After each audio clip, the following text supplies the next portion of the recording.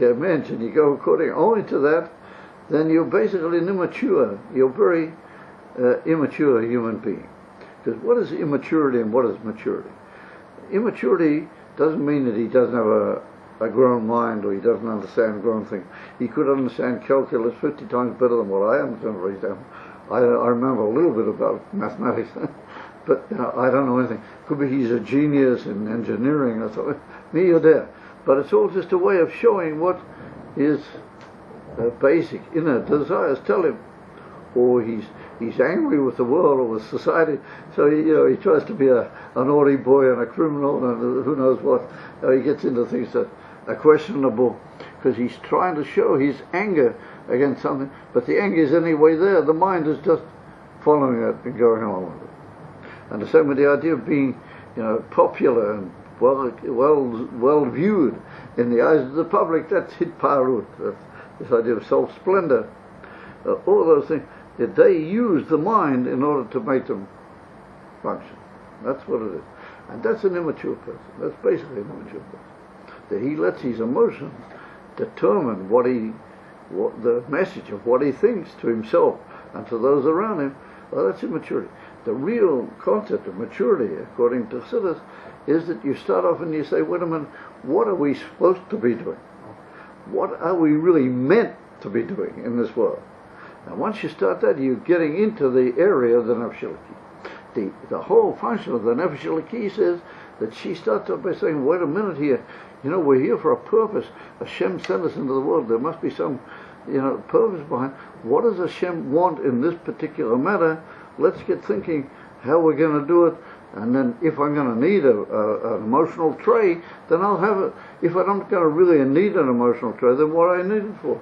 Let me go according to my seichel.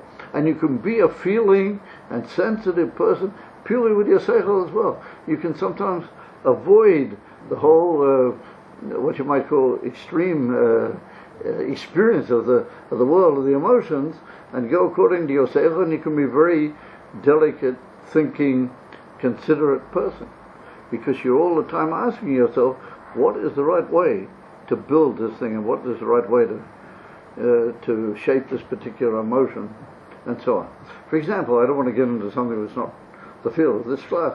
You take the majority of problems that people have with marital situations in life. The so-called marriages that fall when people want a divorce and they want to throw one another all over the map, and they get, and the children are brought up in an atmosphere which is not so good, and who knows what. It's all because people live to what you might call on the face of the moment way of living due to their emotions, which are dictating their mind. Instead of their mind dictating what does this situation really demand of me, what is this situation saying to me that I should work out in my mind, how should I emotionally approach this situation? How should I make my emotions work in such a way that it will all come out better for all parties concerned? And how will it shape the basic relationship between whoever is under discussion? That's the Nefesh Elokis. The Nefesh Apam is just think about all that the other way. That's the Nefesh Apam, and that's what we've been learning here. And that's what the Alter Rebbe has told us. That's the 10 powers, and that's the way they function, and the 10 crowns. And you've got to be careful not to be bossed around by your own self. A king is somebody who bosses around.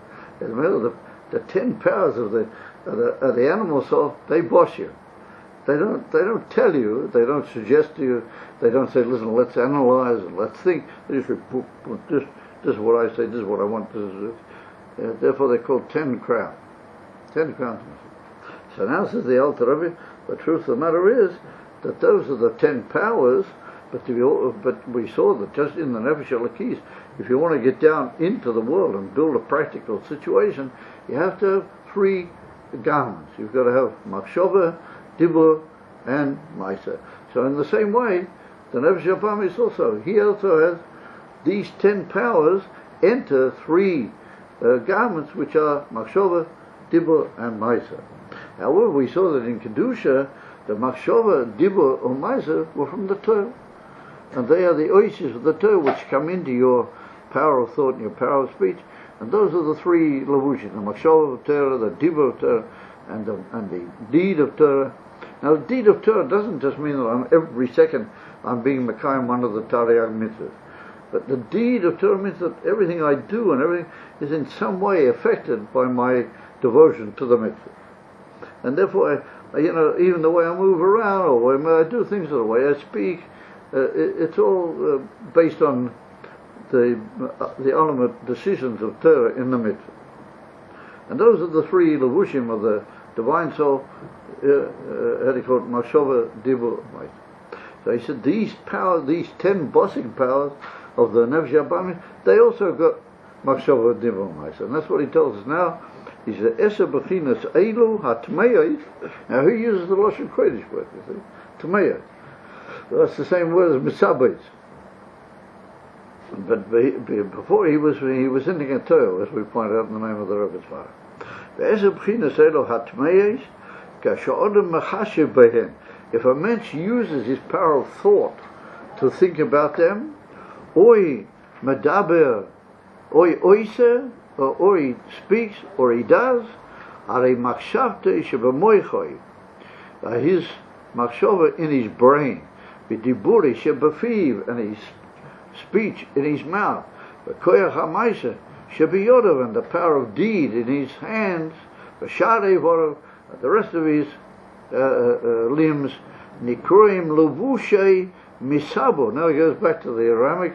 They are called the garments of Tumah, the Tumah dika garments, le'esa bechinas eilu, of these 10 powers. In other words, that they become like now 10 powers which have entered the 3 unclean garments of machshava, dibur, and ma'aseh.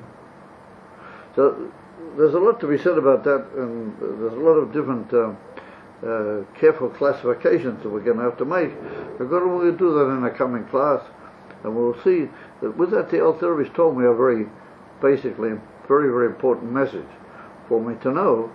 That the Alter Rebbe told that you have in your mind a power to think, you have in your mouth a power to speak, and you have in your limbs a power to do. Well, that's basically the levushim. It depends what levushim you put onto your levushim. It depends on what levushim you dress your power levush up in. If you're a Torah man, then you take the levushim from Torah mitzvah and you put them into your mouth, your mind, and your. If you don't, you take from the 10 powers of the thing and you put them in there into the power of speech and power of deed, and then you got your levushim. In other words, you've got 2 different sets of levushim and you put them in the same media. And so, God willing, we'll see about that in more